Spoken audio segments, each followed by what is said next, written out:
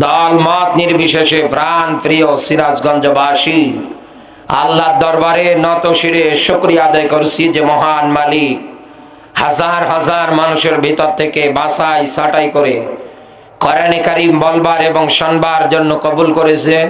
খুশি হয়ে উচ্চ আওয়াজে বলছি আলহামদুলিল্লাহ। কোরআনের অনুষ্ঠানে আমরা আসতে পেরে সবাই খুশি তো, নাকি কারো রাগ আছে, মন খারাপ আছে? পৃথিবীতে কোরআনের অনুষ্ঠানে ইমানদারেরা আসলে কোরআন জানিয়েছে ওদের ইমান যা আছে বাড়িয়ে দেয় কে? আরো জোরে বলে। সেকেন্ড অপশনে দুনিয়ায় যারা ইমানদার হবে কোরআনের অনুষ্ঠানে আসলে তাদের কোরআনের এই ব্যাখ্যা বিশ্লেষণ শোনার পর পরে শান্তি শান্তি লাগবে। ওয়ালা রাব্বিহিম ইয়াতাওয়াক্কালুন। আর এই লোকটা দুনিয়ায় যতদিন বাঁচবে আল্লাহ ব্যতীত আর কারো উপরে কোনো কিছুতে ভরসা করবে না। ভরসা করবে কার উপরে? আরো জোরে বলে। সুখে থাক বিপদে থাক যে অবস্থায় থাকুক না কেন ওনার মুখস্থিত বাণী একটাই হবে, আমার আল্লাহ আমার জন্য যা করেছে এটাতেই আলহামদুলিল্লাহ। কিন্তু দুনিয়ায় যারা জালেম আছে, দুনিয়ায় যারা ইসলাম বিদ্বেষী মানুষ আছে, দুনিয়ায় যারা কোরআনের ব্যাখ্যা বিশ্লেষণ শোনার পরে রাজনীতি বলে পাশ কেটে চলে যায়, কোরআনের এই ব্যাখ্যা শোনার পরে দুনিয়ায় যারা রাগ করে মন খারাপ করে, এই মানুষগুলোর কিন্তু এই তিনটার একটাও হবে না। বরং কোরআন বলছে এই মানুষগুলোর সামনে কোরআন থেকে ব্যাখ্যা হলে তাদের শরীরের রোগ যা আছে আরো বাড়িয়ে দেয় কে? এবারে তো আসতে বললেন কেন? এর রোগ কি আপনাদের ভিতরে আছে? তাহলে শিক্ষার মেরে বলেন তো রোগ বাড়িয়ে দেয় কে?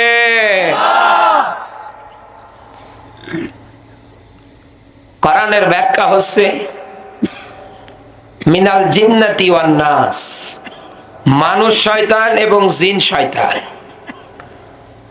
জিন শয়তানের ক্ষেত্রে তাউস তাসমিয়া পড়ে কোরআনে কারীমের আয়াতের ব্যাখ্যা পড়ে ফু দেবেন ও থাকবে না, পালিয়ে যাবে। রাসূল মসজিদে নববীতে ফজরের নামাজের পর পরে ওমর আর আবু বকরকে এক জায়গায় বসানোর পরে জিজ্ঞাসা করছে, ওমর রাতের বেলা তোমার বাড়িতে দেখতে গেলাম, তুমি কি করো? গিয়ে দেখছি তুমি উচ্চ আওয়াজে কোরআন পড়ছো। আর একই আমি আবু বকরের বাড়িতে গেলাম, গিয়ে দেখছি আবু বকর রাতের বেলা খুব ধীর স্থির ভাবে সুললিত কণ্ঠে কোরআনে কারীমের সূরা ইয়াসিন তেলাওয়াত করছে। এই আস্তে আর জোরের মাঝে কি পার্থক্য আছে আমারে কি একটু বোঝানো যায়? হযরত আবু বকর ডাক দিয়ে বলছে, হে নবী, আমার আল্লাহ তো ওই আল্লাহ, তাকে আস্তে বললেও শোনে, জোরে বললেও শোনে। তিনি আলিমুম বিদাতিস সুদূর, মানুষের অন্তরে কি পরিকল্পনা হয় জানে কে? হযরত ওমর বলছে, হুজুর আবু বকর বলেছে মাত্র একটা কারণ, আমি বলবো দুইটা। এক নম্বরে কোরআনের তিলাওয়াত যত দূর পর্যন্ত যায়, কোরআনের ব্যাখ্যার সাউন্ড যতদূর পর্যন্ত যায় অতদূর পর্যন্ত শয়তান থাকতে পারে না, পালিয়ে যায়। দ্বিতীয় নম্বরে হুজুর আমি কোরআন জোরে পড়ছি এই কারণে আমার আহাল বর্ডার যারা আছে ওদের একজনেরও যেন ফজরের নামাজ কাজা না হয়। সুবহানাল্লাহ বলতে পারেন না? জান্নাতের সার্টিফিকেট তারা এমনি হাতে পায় না। তারা এমন ভাবে ইসলামের নিয়ম নীতিগুলো কোরআন হাদিসের ব্যাখ্যাগুলো আঁকড়িয়ে ধরেছিল, মার খাইয়েছে, জুলুম নির্যাতন সহ্য করেছে, এর পরেও তারা এক চুল পরিমাণ দিনের পথ থেকে ফিরে আসে না। কিন্তু আজ আমরা এমন কায়দার মুসলমান হয়ে বসে আছি, আজ আমরা এমন কায়দায় জীবন জিন্দেগি পার করছি, গান বাজনার আয়োজন করলে লোকজনের অভাব হয় না, টাকা দেওয়ারও অভাব হয় না। একথা বলে না কেন? আর কোরআনের অনুষ্ঠান হলে আমরা থাকতে পারি না, বিভিন্ন অজুহাতে আমরা দোহাই দিয়ে বাড়ি চলে যায়। কত লোক আবার আসে বাদাম কেলিয়ে খেয়ে বাড়ি চলে যায়। ভালো জায়গায় মানুষের সংখ্যা হয় কম, কারণ ভালো কাজে উদ্যোগ নেন, অনেক মানুষ এসে আপনাকে এটাতে বাধা দেবে। ভালো কাজে উদ্যোগ নেন, মানুষ আপনাকে নিয়ে সমালোচনা করবে। আপনি ভালো কাজের দিকে অগ্রসর হন, এই জমিনে ভালো কাজগুলো বাস্তবায়নের চেষ্টা করে দেখবেন এতদিন যাদের সঙ্গে গলা ধরা বন্ধুত্বের সম্পর্ক ছিল, শেষ পর্যন্ত ওরা আপনার শত্রু হয়ে দাঁড়াবে। আর শয়তান কোনোদিন কোনো খারাপ রাস্তায় থাকে না, কারণ ভালো করে জানি আমি খারাপ রাস্তায় গিয়ে করব কি। ওখানে যারা আছে ওরা তো সব আমার ভাইরা ভাই, ওখানে ওরাই দায়িত্ব পালন করুক, ওই জায়গার মধ্যে ওরাই যথেষ্ট, কিন্তু ওখানে আমি যাব না। শয়তান এজন্য ভালো ভালো রাস্তার মধ্যে উৎ পেতে ফাঁদ পেতে বসে থাকে, কেমন করে মানুষদেরকে ধোঁকা দিয়ে বোকা বানানো যায়। এত সুন্দর একটা কোরআনের আয়োজন আপনাদের জন্য করেছে, পোস্টার মাইকিং প্রচার খেয়ে না খেয়ে আয়োজনটা করেছে, তারা আপনাদের জীবনে এটাই উঠিয়ে দিতে চায় আপনারা যেন ভালো হন। এই মাহফিলে আসার পর পরে এই মাহফিল থেকে গুরুত্বপূর্ণ কিছু নাসিহাত কোরআন হাদিসের আলোকে ব্যাখ্যা মাওলানাদের মুখে শোনার পরে আপনি যেন আল্লাহর পথে, দ্বীনের পথে, ইসলামের পথে, কোরআনের পথে ফিরে আসেন। কোরআন জানাচ্ছে কদ্দামাত লিগা তাত্তাকুল্লাহ, বলেন আল্লাহু আকবার। সূরা হাশর 59 নাম্বার সূরা, 29 নাম্বার পারার 18 নাম্বার আয়াত শেষের দিকে আল্লাহ পাক বলেন, বান্দা আমাকে ভয় করো এবং আগামী কালকের জন্য কি জোগাড় করছো তুমি চিন্তা ভাবনা করো। তুমি দুনিয়ায় যা করো জানে কে? আল্লাহ। আরো জোরে বলেন আল্লাহ। আগামীকাল বলতে কি বোঝে? কোরআন বলছে ইয়াউমাল কিয়ামা, ইয়াউমাল কিয়ামা, কালকেই কিয়ামত, কালকেই কিয়ামত। এখন এই যদি চক্ষু দুইটা বন্ধ হয়ে যায়, যে সম্পদ গুলো নিয়ে আপনি আনন্দ করেন, গর্ব করেন, যে সন্তান আদি নিয়ে গর্ব করেন, আনন্দ করেন, আপনি পিতা হিসাবে, গার্ডিয়ান হিসাবে বুকে হাত দিয়ে বলেন তো, আপনার এই জমিনে আপনি এখনো একটা ছেলেকে কোরআনের হাফেজ বানাতে পারলেন না। আপনি চক্ষু দুইটা বন্ধ করে জবাব দেন, আপনি মারা যাওয়ার সঙ্গে সঙ্গে আপনার এই রেখে যাওয়া আহাল বর্ডার গুলো কোন রাস্তায় হাঁটবে? কথা বলে না কেন? যাচ্ছে কোন রাস্তায়? আপনি গুনাহ করে মরেছেন মনে করেন 60 বছরে 1 মন, কিন্তু এমন এমন আহাল বর্ডারদের আপনি এই দুনিয়ায় রেখে গিয়েছেন, আপনি কিয়ামতের ময়দানে 1 কোটি গুনাহ মাথায় নিয়ে দাঁড়াবেন। এমন এমন অপরাধ আপনার দ্বারা হবে, লেখা থাকবে আমলনামায়, জিজ্ঞাসা করবে আল্লাহ আমি তো এগুলো অপরাধ করি নাই। হ্যাঁ তুমি করো নাই ঠিক আছে, কিন্তু দুনিয়ায় তোমার আহাল বর্ডারদের মধ্যে এমন সন্তান তুমি রেখে গিয়েছিলে, তুমি তো দুনিয়ায় ছিলে না, ওরা 180 মাইল বেগে নিজের মন মতো ইসলাম বিদ্বেষী, কোরআন বিদ্বেষী কাজগুলো বেশি করেছে। ওরা শয়তানকে খুশি করার জন্য সব সময় শয়তানের পিছনে, তাগুদের পিছনে, মানুষের তৈরি করা আইনের পিছনে স্লোগান দিয়েছে। বাবা আপনি কবরে, কিন্তু আপনার রেখে দেওয়া বাহাল বর্ডার গুলো কি হচ্ছে বলেন? ওই লোকটার জীবন তো সফল, হোক না সে রিক্সা চালক, হোক না সে অন্যের বাড়িতে দিন মজুর করে খেটে খাওয়া একজন লোক, রিক্সা চালিয়ে হলেও, মানুষের জমিতে কামলা দিয়ে হলেও, ভ্যান চালিয়ে হলেও, আপনি দেখেন ওনার জীবন জিন্দিগিটাতে যদি একটা ছেলে থাকে, সর্বাত্মক চেষ্টা চালায় এই ছেলেটাকে কোরআনের হাফেজ বানানোর জন্য। এরকম বহু আছে, সারাদিন রিক্সা চালিয়ে বাড়ির থেকে নিজে এসে ভাত টিফিন বাড়িতে নিয়ে মাদ্রাসায় দিয়ে আসে সন্তানকে। এরকম হাজারো মা আছে সারাদিন বাড়ির সব কাজ কাম করে আসরের নামাজের পর পরে বিকাল বেলা সন্তানকে ভালো মন্দ কিছু নিয়ে গিয়ে এক জায়গায় আড়াল করে বসিয়ে খাইয়ে আসে। আমার তো নিজের চোখের দেখা,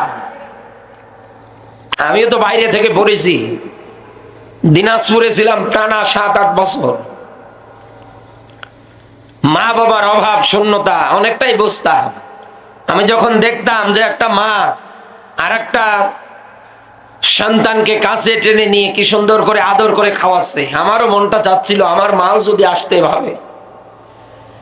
এনারা দুনিয়ার ময়দানে এই সন্তানদেরকে দিয়ে আখিরাতের পুঁজি অর্জন করতে চায়।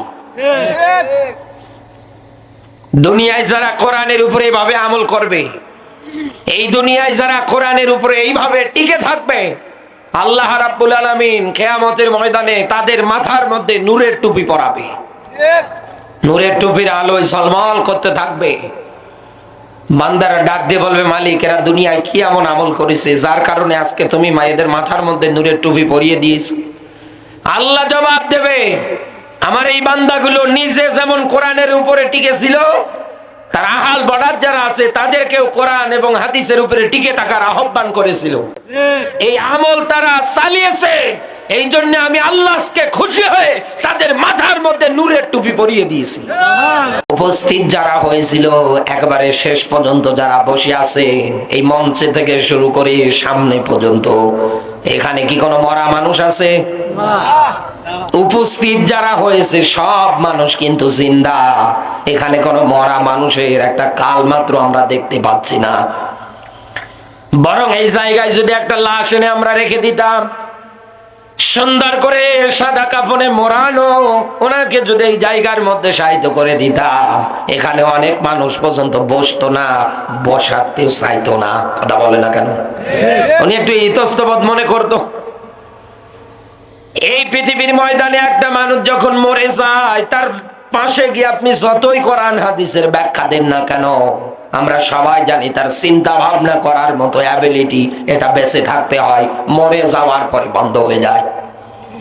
ভালো কোনটা মন্দ কোনটা এটি উনি মারা যাওয়ার পরে আর কোনো কায়দায় কোনোভাবেই বুঝতে পারে না। এই জন্যই তো সূরা নাহলের 44 নম্বর আয়াতে কারিমায় আমার আল্লাহ রাব্বুল আলামিন ডাক দিয়ে বলছে, লাআল্লাহুম ইয়াতাফাক্কারুন, এই পৃথিবীতে আমি আল্লাহ কোরআন দিয়েছি জিন্দা মানুষদের জন্য, তারা যেন চিন্তা ভাবনা করতে পারে। এখানে ব্যাখ্যা এসেছে নূর। আল্লামা সৈয়দ রহমতুল্লাহ আলাইহির মতে কোরআনে কারিমের একটা দুইটা নাম না, 55টার অধিক নাম। এজন্য কোরআন খুলে দেখবেন, কোন জায়গায় কোরআন কারিম, কোন জায়গায় মাজিদ, বলেন আল্লাহু আকবার। কোন জায়গায় দেখবেন নূর, কোন জায়গায় দেখবেন শেফা, কোন জায়গায় দেখবেন ফুরকান, কোন জায়গায় দেখবেন জিকির। এই সব নামগুলো শুধু কোরআনকে বোঝায়। আমার আল্লাহ এই জায়গায় বুঝিয়েছে যেটা দিয়ে, সেটা হচ্ছে নূর। নূর বলতে আল্লাহর কোরআন। আল্লাহ দিয়েছেন জিন্দা মানুষদের জন্য, আর এই জিন্দা মানুষগুলোকে অন্ধকার আচ্ছন্ন যত রাস্তা আছে, যত পথ আছে, সবগুলো থেকে বের করে জান্নাতে নিয়ে যাওয়ার জন্য এসেছে। এই জন্যই তো আমরা আপনাদের গলা ফাটিয়ে চিল্লিয়ে পর্যন্ত বোঝাই, এই দুনিয়ার ময়দানে দল যদি করতে চান, রাজনীতিও যদি করতে চান, আপনি কোরআন দিয়ে করেন। কথা বলে, আপনি কোরআন না জানার কারণে, কোরআন না বোঝার কারণে আন্দাজে লাফান। পেটে বোম মারলে কোরআনের একটা আয়াতের ব্যাখ্যা বলতে পারবেন না, অথচ মাওলানার এসে আপনারাই ভুল ধরেন। নিজে জীবনও মাদ্রাসার বারান্দায় গিয়ে পা দিল না, অথচ এই মাদ্রাসাগুলো থেকে পড়াশোনা করার পরে আলেম হাফেজ যারা হয়, কোরআনের এই বাস্তব ব্যাখ্যা করলে তখন আপনারা উল্টা পাল্টা কথা বলে গালিগালাজ করেন। নিজের একটা ছেলেকেও তো আপনি এই কায়দায় আনতে পারলেন না, আর একটা গরিব মানুষ খেটে না খেয়ে একটা ছেলেকে আলেম বানিয়েছে। আলেম হওয়ার পরে কোরআন হাদিসের দৃষ্টি দিয়ে হক কথা বললে তাকে আপনি এলাকায় থাকতে পছন্দ দেন না। আপনার মতো মানুষ এই দুনিয়ার ময়দানে মানুষের তালিকায় নেই। কোরআনে কারিম জানিয়েছে, এই দুনিয়ার ময়দানে ভালো মন্দের জ্ঞান পাওয়ার পরেও যারা কাছে লাগায় না, লাহুম কুলুবুন লা ইয়াফকাহুনা বিহা, দুনিয়ায় চোখ থাকার পরেও যারা কাছে লাগায় না, এই দুনিয়ায় কান দিয়ে শোনার পরেও যারা ভালো জিনিসটাকে কাজে লাগায় না, আল্লাহ পাক বলেন উলাইকা কাল আনাম বাল হুম আদল, এ তো সার পাওয়ালা জানোয়ারের চাইতেও খারাপ। উলাইকা শব্দটা ইসমে ইশারা, এটা ইশারাবাচক শব্দ। আমার যেমন হাতের আঙ্গুল আছে, আমাদের সভাপতি সাহেবের যেমন হাতের আঙ্গুল আছে, আপনার যেমন হাতের আঙ্গুল আছে, সিরাজ ভাইয়ের যেমন আছে, এই পৃথিবীর ময়দানে যারাই মানুষ আপনি হিসাব করে মিলিয়ে দেখবেন তাদের হাতের আঙ্গুল আছে, আমার আল্লাহর কুদরতের আঙ্গুল আছে।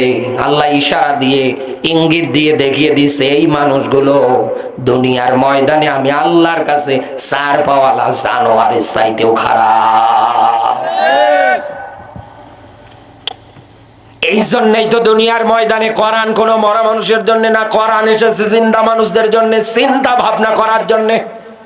আর এই চিন্তা ভাবনা করে যেন আপনি আখিরাতের ময়দানে কিছু পুঁজি নিয়ে গিয়ে দাঁড়াতে পারেন।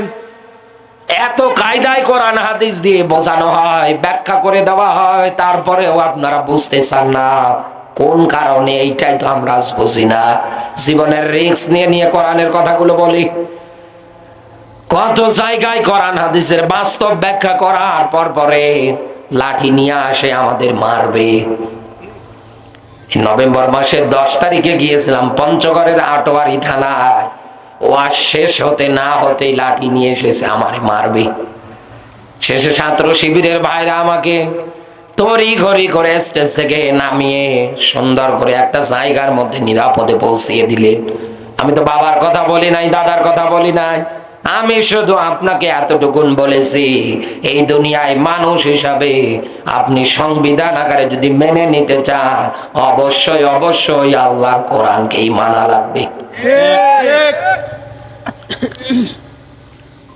কোরআনে কারীম জানিয়েছে ওয়ামাই আবতাগি গায়রাল ইসলামি দীনান ফালাই ইউকবালা মিনহু ওয়া হুয়া ফিল আখিরাতি মিনাল খাসিরিন। আল্লাহ পাক বলেন ইসলাম বাদ দিয়ে, কোরআন বাদ দিয়ে কারো যদি দুনিয়ার ময়দানে ব্যক্তি চলে, পরিবার চলে, চিন্তা ফিকির পর্যন্ত হয়, গবেষণা পর্যন্ত হয়, রাজনীতি যদি হয়, দল যদি হয়, সংগঠন যদি হয়, নেতা মানা যদি হয়, ফালাই ইউকবালা মিনহু, একটাও যিনি কবুল করে না তিনি কে? আল্লাহ। হুয়া ফিল আখিরাতি মিনাল খাসিরিন। আর এই লোকটা তো কিয়ামতের ময়দানে ক্ষতিগ্রস্তের কাতারবদ্ধ হয়ে দাঁড়াবে। এই দুনিয়ায় ক্ষতিগ্রস্তের কাতারে পড়েছিলেন তো ফেরাউন, নমরুদ, হামান, কারুন, একথা বলেন না কেন?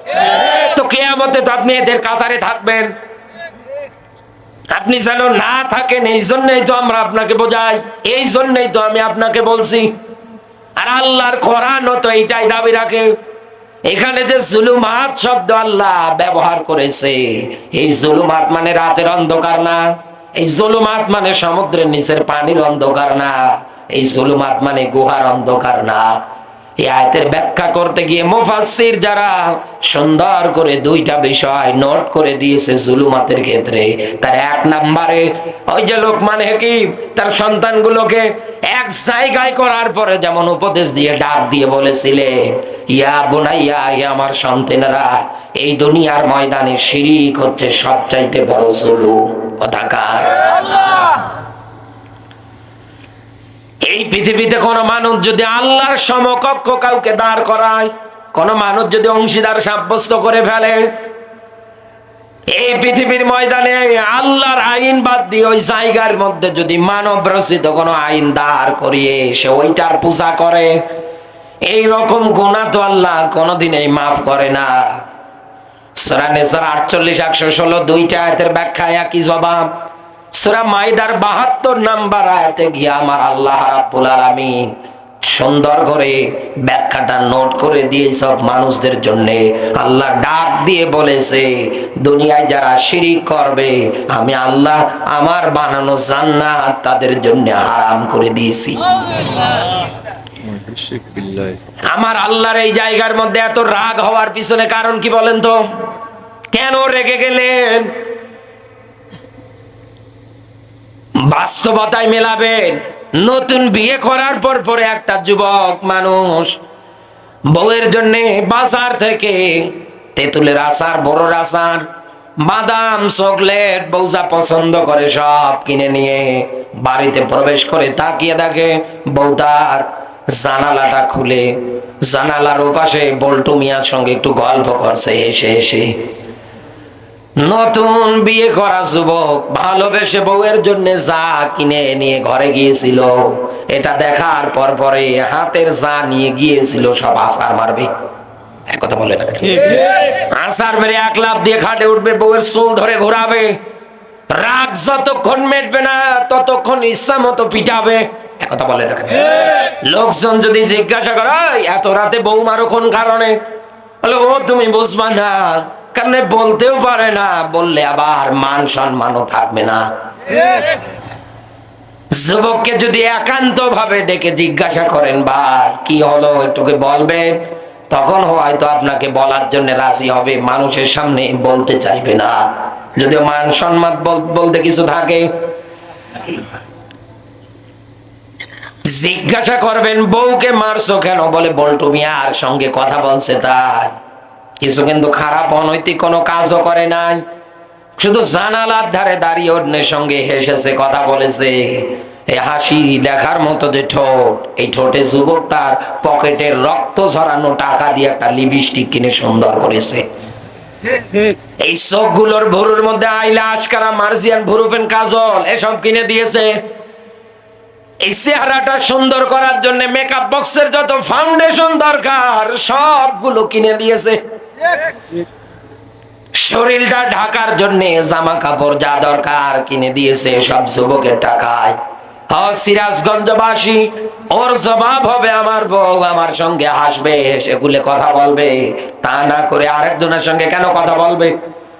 ঠিক এই দুনিয়ার ময়দানে মালিক আপনাকে ডাক দিয়ে বলছে বান্দা এই যে আসমান আমি আল্লাহ তোর জন্য সাদা করে বানিয়েছি, এই জমিন তো বিছানা করে দিয়েছি, এই আসমান থেকে বৃষ্টি বর্ষণ করে আমি আল্লাহ মরা জমিনটাকে জিন্দা করে দেই।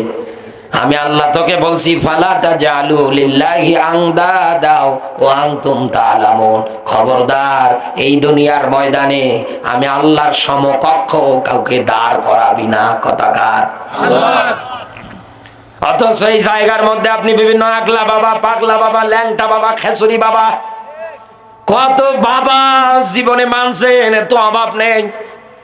আপনি এই দুনিয়ার ময়দানে আপনার বউয়ের অন্যের সঙ্গে কথা বলা দেখলে যেমন রেগে যান, ঠিক তেমনি এই দুনিয়ায় আপনি আল্লাহর সৃষ্টি আল্লাহর কাছে মাথা নত না করে আল্লাহর কাছে না আসে উল্টা পাল্টা জায়গায় যদি যান, এর চাইতেও তো বেশি রাগ হয় কার?